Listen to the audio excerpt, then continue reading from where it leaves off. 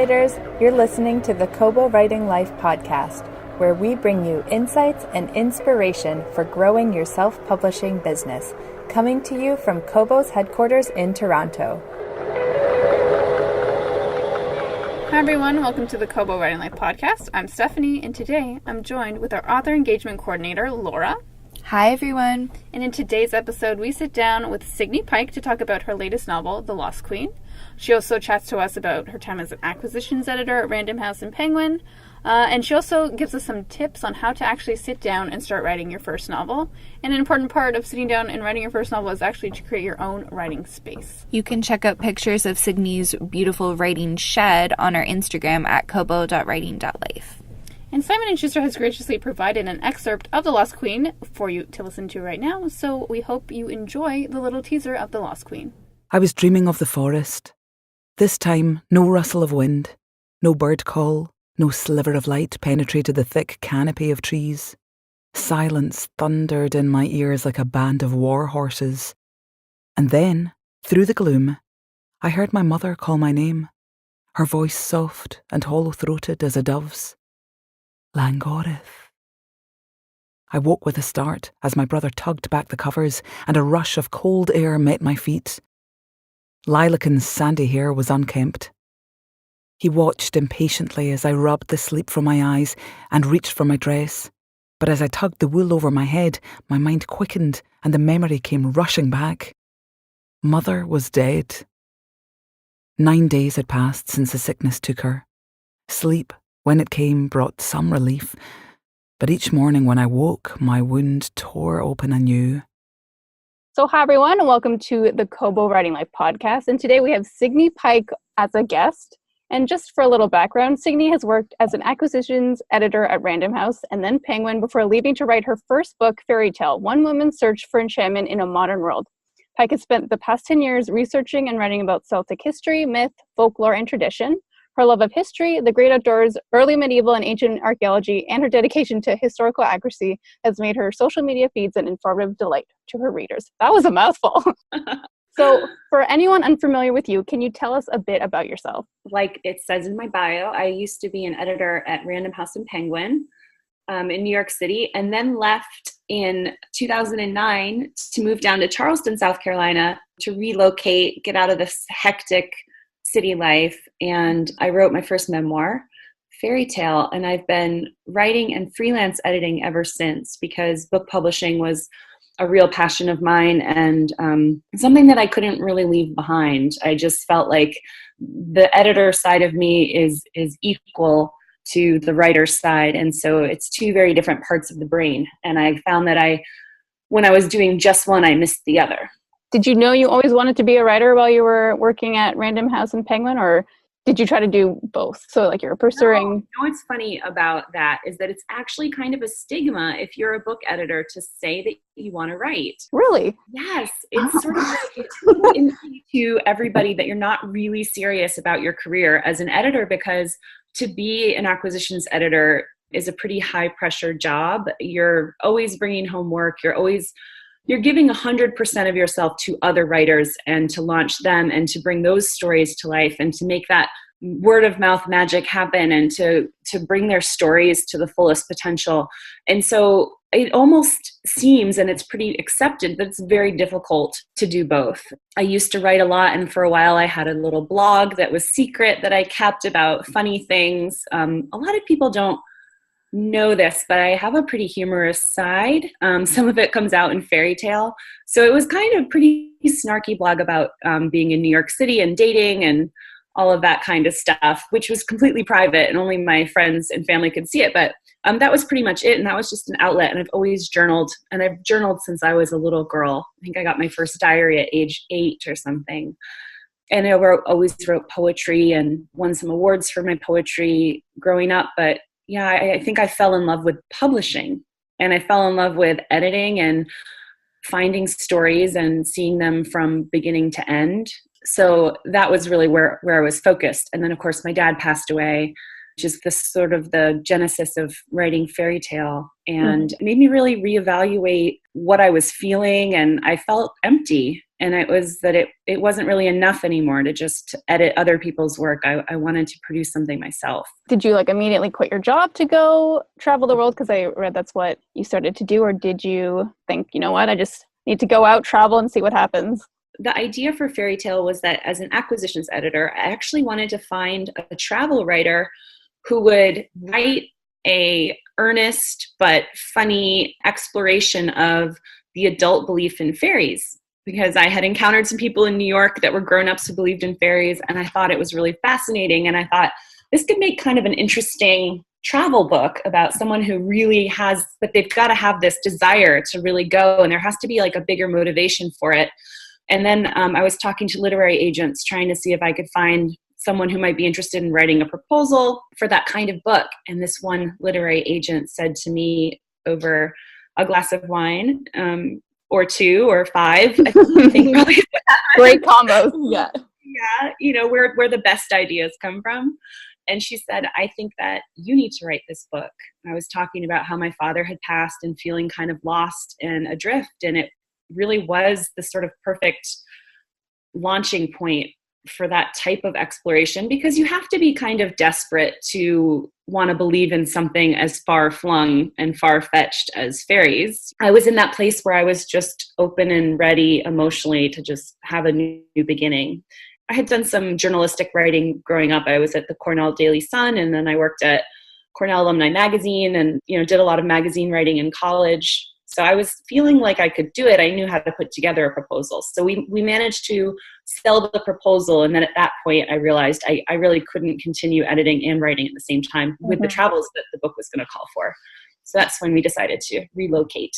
Awesome. Writing a first draft is kind of daunting for anyone to accomplish, and you recently wrote an article about how to start writing your own novel. Can you talk about your top 4 tips for writers who are struggling to start their first novel? Yes, it sounds simplistic, but one of the most difficult things is actually finishing a draft. In my years in editorial, I've met thousands of writers at writers' conferences, or even just in the ladies' room, and they tell you that they really want to write a book. Well, the first thing you have to do is you actually have to finish a manuscript, because before you can do that, you don't have any way of revising and seeking that kind of input that you need to improve and polish your work. So I find that it's fun to help people get launched off just in creating and developing that first draft. So it was a really fun piece to write for Kobo. And I heard it was well received, which is great. But the 4 tips I talk about are creating a room of your own or a space of your own is really important, because people don't understand, I think some people don't understand what an internal struggle writing is. It's about battling your own demons. And I talk about that later as the list progresses, but you need to be able to create your own, a room of one's own is a really important thing. Because just like you eat at your kitchen table or you work out at a gym, I think having a designated writing space is really important to creating a habit. Because when you sit and you settle into your space routinely, you really start to find it's much easier to plug in and pick up where you left off in your project. And it helps you to kind of close off all of the other distractions and responsibilities that will come into your mind while you're trying to think of what line comes next. So number 1 is a space of your own is really important. And it can be a coffee shop where you go to, an office space, or a cleared out closet even. I know some writers who've cleaned out a little closet and put a light in there and they sit in the closet and write. Or even just a privacy screen that separates your desk or your living room and cordons off a little space for you. The second thing is scheduling your time is really important. You have to make a commitment to put your fingers to the keys or put pen to paper on a daily basis, because it helps keep your head in your story. And it also is going to help you hit your word count, because in order to build a draft, you've got to be able to put word after word, day after day. So the first thing you need to do is schedule your time off to create that kind of atmosphere where you can build your work. And then you have to protect that commitment pretty fiercely, because you're going to want to meet up with friends, or you're going to want to watch the next show, on Netflix, and you need to be disciplined and schedule your time and then just butt and share. And then the third one is committing to a word count. And so one thing I do is I keep a Word document where I will track the word count that I begin with and then the word count that I end my writing session with, whether I'm writing for an hour or for 8 hours. I will add up the words, and then at the end I can see, and especially day after day, you can see that you're building a manuscript. You can start to see that although you feel like you only got 200 words one day, if you've tried to hit 2,000 words a day, that can be pretty discouraging. But Stephen King makes the really good argument that if you can hit 2,000 words a day, I think he says within, okay, so math is not my strong suit, but I think it's like It's within, not my skill either. No. yeah, that's not why I'm paid the big bucks, right? No, Exactly. like within a year, you'll have 100,000 words, which is kind of a long novel. So that's a really good thing to do. So I made my word count hit at 2,000 words a day, and I almost never hit 2,000 words. I think that's kind of a lot. Maybe because I'm writing historical fiction, and it's tricky. It's tricky business, historical fiction. So things are a little slower. But you can see that when you track your daily progress, you can see that you are progressing and that you are in fact building a book. So it can be really encouraging to have that discipline and to feel that little measure of success every day when you add up your word count and you see that you're 200 words more than you were before. And then the last thing, well, I think is most important is learning how to silence your inner critic. I was talking about just a moment ago how writing really is an internal struggle. It's meditative in a way, in the same way that if you ever take a meditation class, they'll talk about how thoughts rise to the surface and you have to acknowledge them and be able to push them away, and you have to come to this place where the only thing that you're starting to hear are the lines of the story. And that's really tough because one of those voices that continues to come in, and the Buddhists like to call it monkey mind, but one of the voices that will always come in is that inner critic. And it's this evil voice that rises from the depth of your gloom and all your insecurities. And it has lots of really unhelpful things to say, like that, maybe you shouldn't finish because probably this book isn't going to be any good anyway.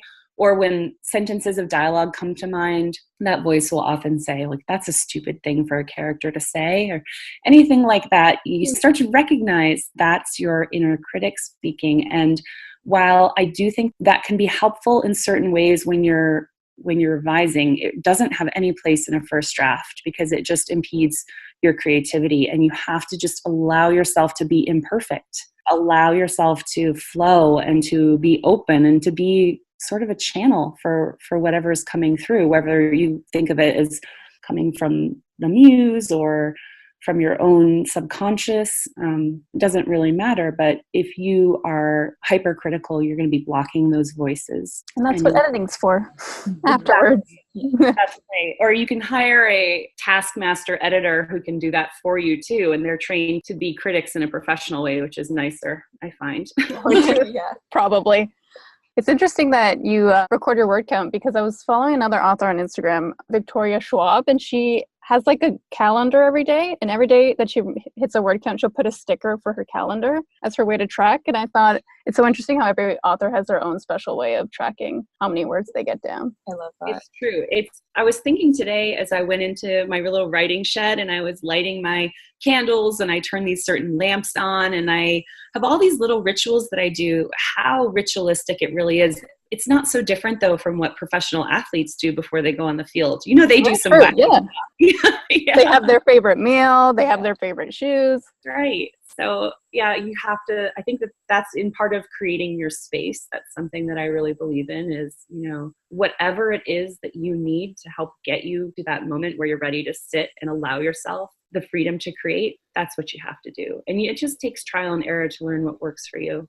Mm-hmm. Definitely. And Laura, you post authors writing spaces on Instagram sometimes. I do. So if you ever take a photo. Got to see my shed. It's sort of amazing. It used to be it was an 8x8 little garden shed. And then I transformed it into this sweet little. I love that. Oh, that's so awesome. Yeah, we kind of do like a workspace inspiration on the KWL Instagram.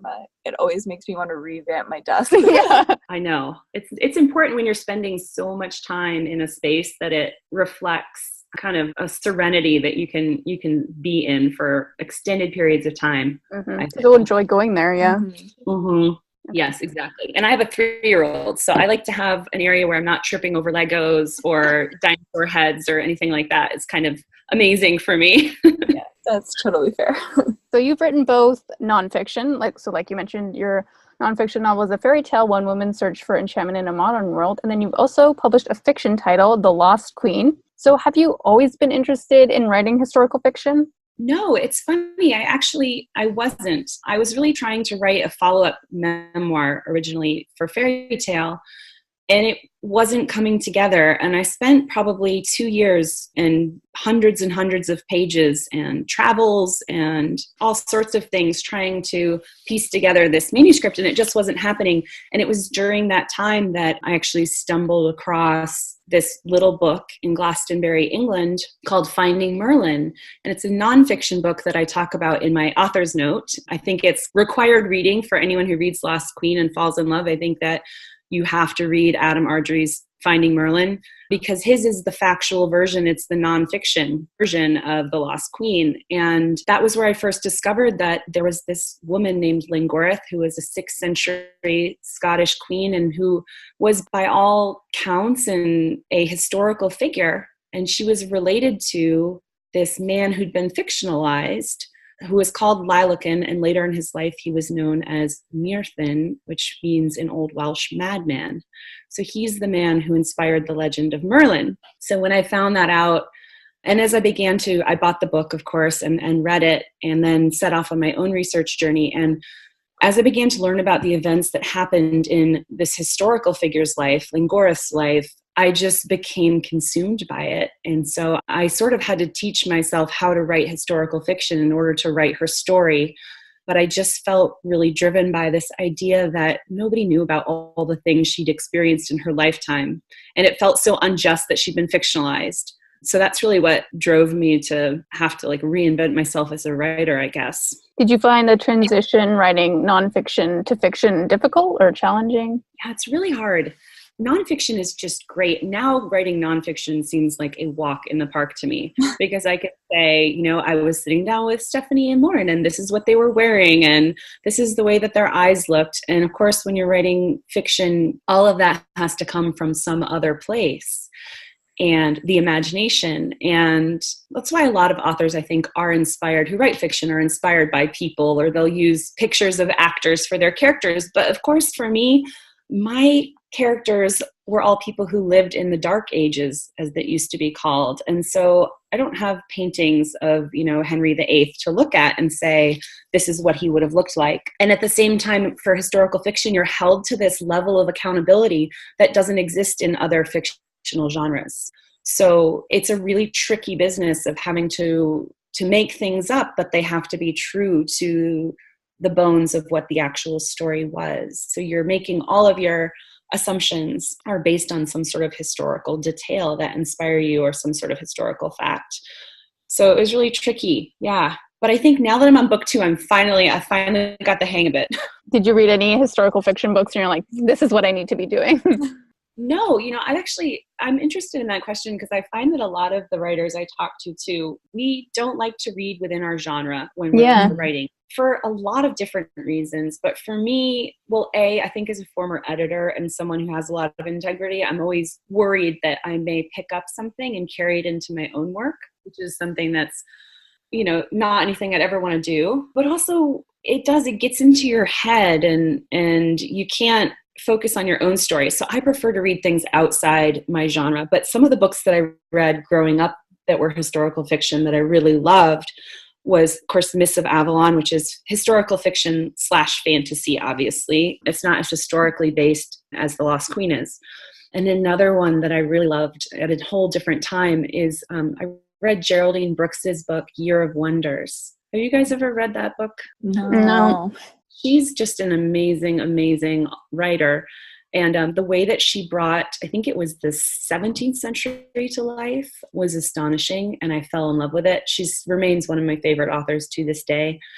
And so I had read really good books. And I, of course, had read The Other Boleyn Girl as a young college girl. I read a book by Philippa Gregory, and I really enjoyed that. So that was it. But then I really set everything aside and just focused on telling Lingorith's story. And that's how The Lost Queen came to be. So can you tell us a bit more about kind of your research process for Lost Queen? Did you get to do a lot of research trips as part of your planning? Yes, someone should be playing the world's tiniest violin for me. I take a lot of trips over to Scotland, and this is because it's really important to actually go see the battle sites. You can go to really any of these sites. I can go to the site where Lingorith and her brother grew up.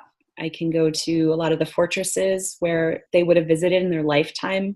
And so getting to walk through those pieces of property and to see the different types of trees and flowers and animals that you come across. Not all of them are obviously indigenous, so you have to be careful about that, but it does give you a really good sense of what it actually looked like. And in a lot of these places, I'll go back and visit, and some of the same things that grew there still grow there. Yarrow is a big one that was always grown at forts for healing, because it was really good for sickness and healing, both like internally and topically. So things like that's really cool when you think, oh my gosh, I wonder if they use the ancestors of this very same plant. That's kind walked on this grass. Yeah, it's awesome. Yeah, they walked on the grass, exactly. So I love to be able to do that. And then I look at a lot of really, as far back as I can, the oldest possible sources. So you're looking at things that were written down in like the 10th and 11th and 12th century from oral tradition, poetry, all the poems attributed to Merlin. I looked at the Glasgow folk legend, The Fish in the Ring, which is one of the only places that Lingorith is really ever mentioned. It's a tale about how she was an adulteress and had an affair with a soldier. And that's what inspired the romance in my book, was that legend. And then everything from visiting museums and looking at artifacts from my time period, from before and from after. And then, of course, early medieval food and clothing, textile production. I mean, it extends just beyond into eternity. And there'll always be more now. It never ends. But I love it. Yeah, that's what makes it fun. Yeah, it does. Although I might be a boring person to go on a date with, because it's all I talk about. No, you're bringing the interesting facts. Exactly. That's what we're missing from dates. So I saw your announcement on, I saw it on Twitter, about the Lost Queen television series. That's so exciting as someone who really loved the book. Is there anything you can tell us about how that came to be? Yes, that was really cool and magical, and then also sort of run of the mill in certain ways too. So, it went plodding along in that you get a book agent and then you get a film agent, and most people who have book deals will shop their project with Hollywood to try to get a film deal. So we were going through those motions, not sure how it would go. And within about a week or 10 days of submitting, we had 2 different producers who were interested. And so I had some phone calls, and one was with this producer, Bruna Papandrea, who's produced Big Little Lies on HBO, and she's done a lot of really cool book to film and television projects that I really loved. And she blew me away with her thoughts on Lost Queen and what she loved about it. And her vision for the series was very much in line with what I would love to be able to be a part of creating. Mm-hmm. Oh, that's awesome. So it's in good hands. Amazing hands. And we're hoping to start production as soon as we can. And we're going to film hopefully on location. And I'm very excited to be able to, kind of make myself a barnacle on set and just... Because nobody ever wants the writer to be there. But, I've been given an executive producer role, and I'm very interested to learn how to tell stories in that type of format, because at the end of the day, I'm a storyteller. So I think it's really neat to have, I feel really lucky to have these resources at our fingertips. We'll have some of the best costume designers, and I can only imagine what they'll be like. Yeah, that's so awesome. I know. Yeah. And it's tough. I mean, it's definitely daunting when you're looking at trying to recreate any sort of early medieval show, because we really don't have a lot of textiles that survived. You have some things that survived from far before, and then things that are much later. So that's kind of scary, is, you want it to be historically accurate. And so we've got to pull in some really good consultants as well. As much as I've written on it, there are people who know far more than I do. And so those are the people we're going to be tapping to help with the show. And we've already had some network interest, even though we're not even ready to really sell it to a developer yet, to develop it quite yet. So that's been really exciting, and hopefully we'll have more news soon. Are you going to do a cameo, a walk-on role? I'm so right now I'm so anti that idea. I know that people tend to like it. One of my favorite cameos of all time was probably when Stephen Colbert showed up in the Hobbit movies. And of course, Diana Gabaldon shows up in Outlander.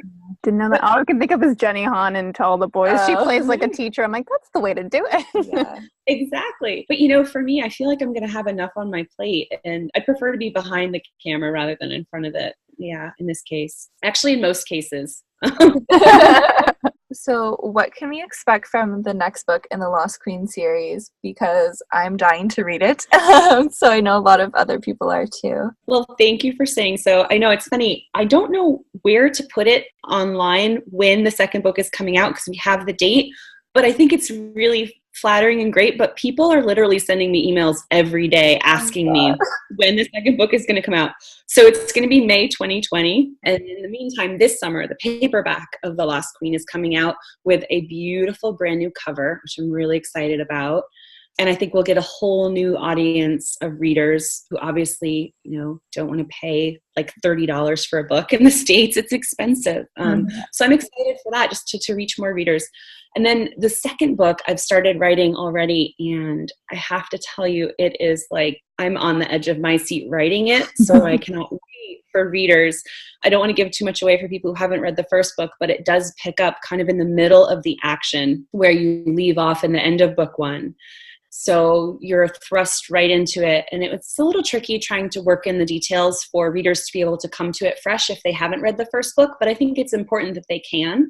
So I'm kind of weaving that through. But what's neat about book two is that it's like the world of the Lost Queen. It's like the world of the Lost Queen just explodes wide open. And now you've got multiple characters that are traveling, find themselves in different perilous situations after this battle. And so they're traveling all over the country, and each person is having their own journey. And so we still are with Langorith, our main character, but we're also a lot of the time in the mind and body of Lalakin, who is Merlin, which has been really exciting for me to write. And his voice comes through really differently than Langorith's does.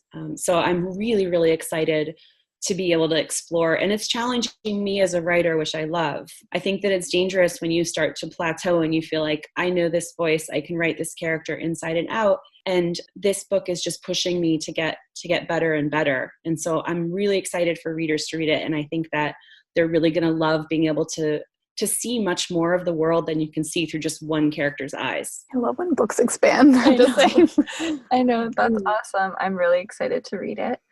So has anything surprised you about the book's reception? Because it just published this fall. Maybe even like something that surprised you about the publishing journey itself about The Lost Queen? Well, it's always really strange to be in your little writing world. And, this book took me 6 years to write The Lost Queen. And during it, I was trying to get pregnant, and then I was pregnant, and then I had a 1-year-old who was sick with everything, and I caught everything. So I wrote it through like flu and hand, foot, and mouth disease. I mean, gross. And I still showed up to that book. And so there's so much of my just like sweat and blood equity in that novel.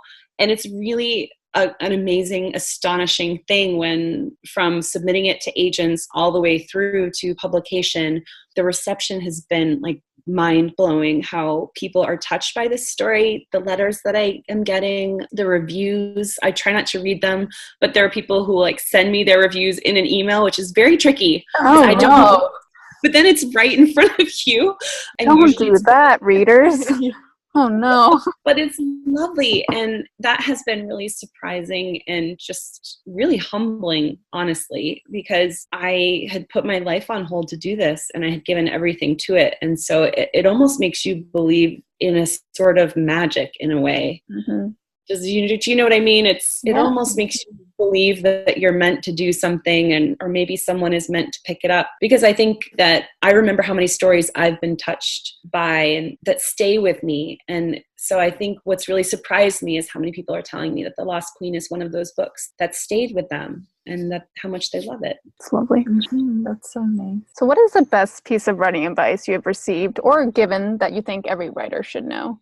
Ooh, that's a tricky question because I feel like everybody, as an editor, every writer has a different problem. And so it's really, really unique to whatever that particular writer is struggling with. That's what's so cool about being an editor, is that when you have a gift for it, it's almost intuitive. It's an intuitive process. And you can look at a manuscript, or you can talk to someone and say, the problem is that you don't want to be the real lead in this book. You know, it's a memoir, but they're not really stepping forward. I mean, it's that sort of thing. But probably the best, most generic piece of writing advice that I'd ever heard was from Neil Gaiman, who is one of my favorite authors on earth. And I love to hear him talk about writing. And he talked about how when you build a draft, he talks a lot about building a draft and how you have to really pretend that no one is going to read it. There's so much pressure when you're trying to build a book about what people will think, or how it will be received, or whether or not it will be good, or what problems you run into. But you have to remember that you're the one that's in control. And if it's not right, you won't let it out into the world. You're not giving up any of your agency until you feel ready to. So that's something that I find is really helpful, is that you're just building a book. You know, it's just word after word after word, and you have to be gentle, and you have to just allow yourself to do it. And then once you're ready, the people will come into your life who can be readers and who can help give you perspective, and you can edit it yourself, and you can read it back out loud, and you can do all of those little tricks. But yeah, until you have that first little baby novel, sweet little baby flawed, four-headed baby novel, you know, you really can't do anything. So that's probably it. And another good one I heard for people who do books that require a lot of intensive research came from another favorite person of mine named Terry Windling. She's an author and a folklorist, and she lives in Devon in England. And I was over there researching and met up with her, and she said to me, I was feeling frustrated that I wasn't writing at the same time as I was researching, and I wasn't getting a word count down. And she said, you know, Signe, you have to realize that writing and researching are two very different things. When you're researching, you're breathing in, and when you're writing, you're breathing out. And she said, you can't breathe in and out at the same time. It's impossible. And she said, when you go home, that's when you'll be able to take everything you've taken in and to breathe it out onto paper, essentially. And that has been one of the most valuable lessons. Now I know on my trips to Scotland when I go, it's nice because I don't schedule in writing time. That's just to breathe in when I'm over there. And I take tons of notes and tons of pictures, and I meet with landowners and archaeologists and do all of that sort of work, which I really enjoy, that field work and the detective work. And then when I go home, I get to sort of sift through everything and sort it, and then it settles onto paper. So that's really helpful for people who are writing books that require a lot of knowledge that they may not have right on hand. Enjoy the research part. Yeah, that's a great way of looking at it. Yeah. For sure. Yes. It's a danger. You can get stuck in research for perpetuity, but I think that, and sometimes too, when we get stuck in a draft, we want to go research, people who love research, because we think that will save us, but it never saves you. The only thing that saves you is button share and word after word. That's it. So sometimes you just have to move forward, even if you don't know the answer. So what have you been loving lately? So this can be a book, a movie, a TV show, a podcast, anything. Well, I've just started reading this book I really love called The Living Mountain, and it's written by a Scottish naturalist named Nan Shepherd. Passed away, but she spent her lifetime searching for this idea of essential nature in the Cairngorm Mountains, which are in central Scotland. It's this really beautiful meditation on the magnificence of mountains and how we can have a relationship with the wild world around us, and like how you have a relationship with the natural world. And it's beautiful. And during her lifetime, when she'd written it as a younger woman, she sent it to one of her author pals who was a, well-published gent living somewhere in Scotland or England. And he basically told her it was a very sweet book and sort of patted her on the head, but she would probably never be able to get it published. And so she put it in a drawer for 20 or 30 or even 40 years. I can't recall. It didn't publish until she was, I think, in her late 60s or maybe 70s or something. And she and it was a hit. And nearly every Scot that I know who loves the outdoors has read this book. And the one I have has this really cool introduction by Robert McFarlane, who's a really wonderful author and outdoorsman over there in Britain. So I've been really into that. It's this tiny little book, but it just has these beautiful little gems strewn throughout with the way that she writes. So I'm really taken by it. And of course, I'm excited to watch the new season of Vikings. Ooh, I've tried to get into that. I haven't watched it yet. It's really bloody, but it's fascinating. And I think the world building that they've done is incredible. Mm-hmm. I mean, I love just watching, Christianity versus the old ways, which is something that, of course, comes up in my books a lot in the Celtic world. But just the way that the halls look and the costumes are incredible. It's gotten a little bit violent and a little too gory for me in recent seasons, but I'm sticking with it because I want to because I've done the historical research. I know how it ends with Ivor and everyone. Yeah. You got to see it to the end. Wikipedia it, yeah. I do that. I Wikipedia stuff. Yeah. So I'm excited, and I've been loving Outlander, but I haven't watched the new season yet of that either. I get a little bit disenchanted when we move to America just because that's not my place. I'm really, really obsessed with Scotland and Ireland and England, and have a really deep connection to those lands. So even France was tough for me, the books and the TV series. When we moved to France, that was tough. It was still beautiful. And Diana Gabaldon is such an imaginative writer, and I love the twists and turns her characters take. And she puts a ton of historical research, obviously, into her books. It's really impressive. Yeah. But yes, I haven't totally gotten excited about America, but I'm sure I will watch it at some point. Yeah, I love Outlander. And yeah, she makes Scotland seem so magical. I really need to plan a trip. It is magical, I have to tell you. And the thing about Scotland is that so far, even though tourism has really increased over there, from what I can tell, the Scots are just such a welcoming people, and they're just oddly curious about you in ways that can be unsettling to Americans. Do they ask you, who are you? Where are you from? You want to know why you're there and where you live and what you're planning on doing. And so, of course, for writers like me, that's really amazing because I've made so many friends now over there and so many great connections. And I rely upon meeting, farmers and really generous landowners who are generous with their time in taking me to see places. And so they're happy to kind of open up their arms and their doors. And that's part of what I hope never changes. And it's part of this really ancient Celtic hospitality custom, in these ancient, what are called the Brehon laws that came down from Ireland that were written down in the 7th century. There was actually a law that said that if a person came to your house, you had to let them in and you had to feed them. It was a law. Wow. So it's so ingrained in Celtic society that this is just what you do to be a good human being. And I hope that anyone who goes over to travel there will never take advantage of that because we don't want that to ever change. No.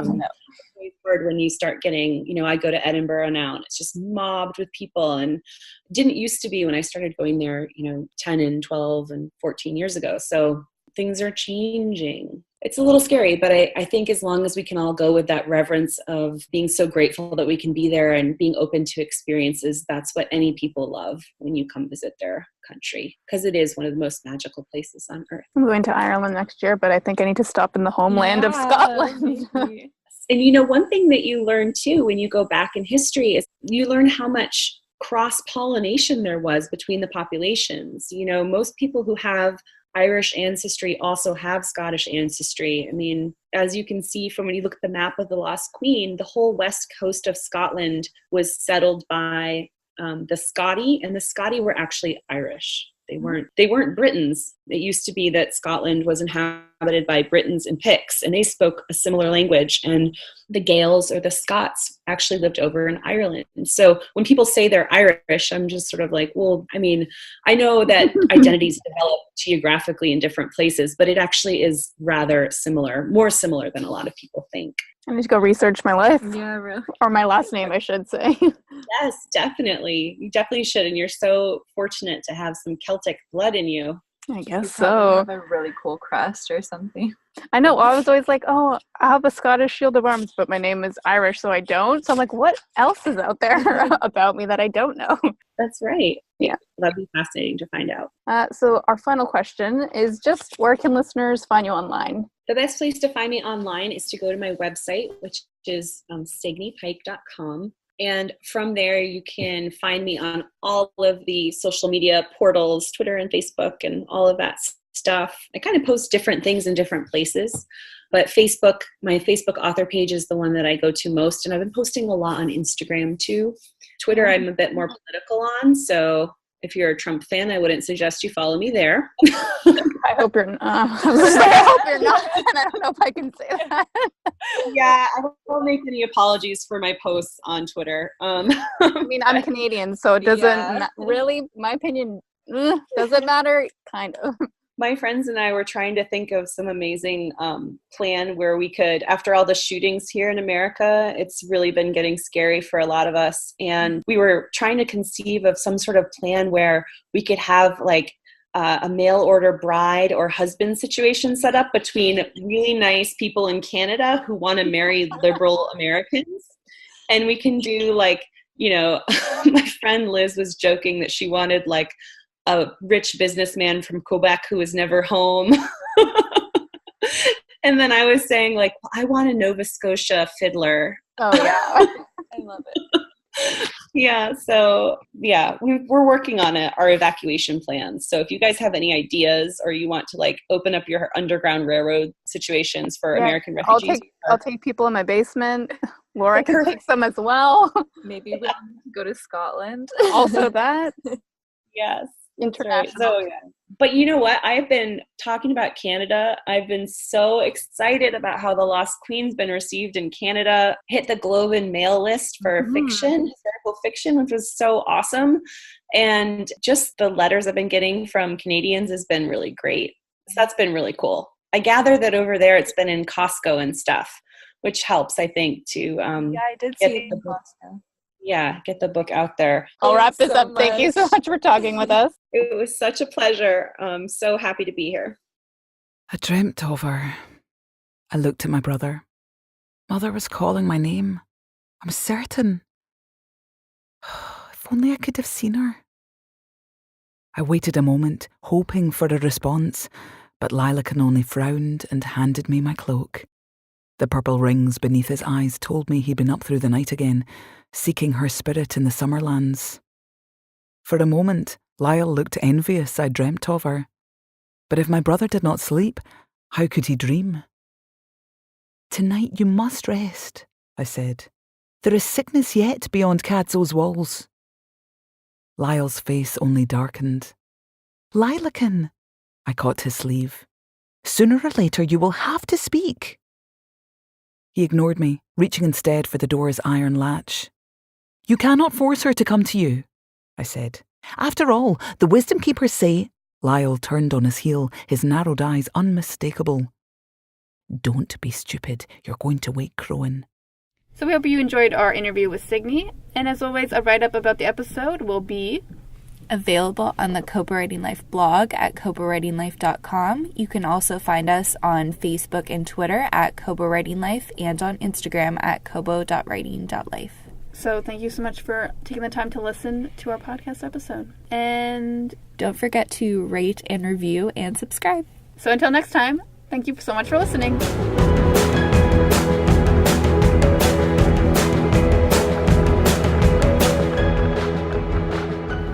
Thank you for listening to the Kobo Writing Life podcast, where we provide insights and stories from leaders and experimenters in the world of self-publishing. If you want even more information about growing your Kobo sales, check out our blog or find us on social. And if you're just finding us and ready to start your self-publishing journey today, sign up for free at kobo.com/writinglife. Until next time, happy writing!